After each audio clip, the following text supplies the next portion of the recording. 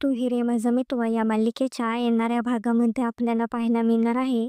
अर्णवला त्याच्या माणसाने सांगितलेले असते, राजेशजी हे वकील नाहीत, ते सगळ्यांना फसवत आहेत. अर्णवला त्याच्या जिजूंचे सत्य शोधून काढायचे असते. अर्णव ईश्वरीला बाजारामध्ये पाहतो. ईश्वरी राकेशसोबत बाजारामध्ये आलेली असते. ईश्वरी राकेशजी अशी हाक मारत असते, तेव्हा अर्णव तिच्याकडे पाहत असतो. अर्णवलाही हा राकेश आहे तरी कोण ते पाहायचे असते. अर्णव राकेशला शोधत असतो, पण त्याला ते दिसत नाही.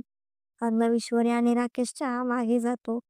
ईश्वरी आणि राकेश हे ओढणीच्या दुकानामध्ये असतात. तेव्हा राकेशच्या तोंडावर ओढणी पडते. राकेश ती ओढणी खाली घेत असतात.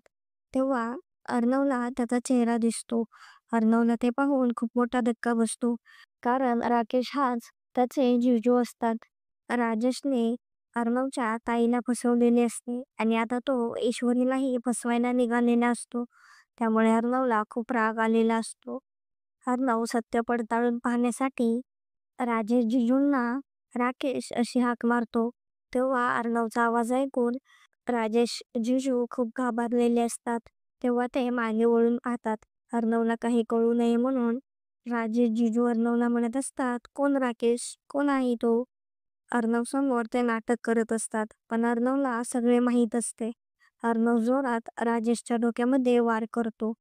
राकेश आणि राजेश हे एकच आहेत हे सत्य अर्णव समोर आलेले असते.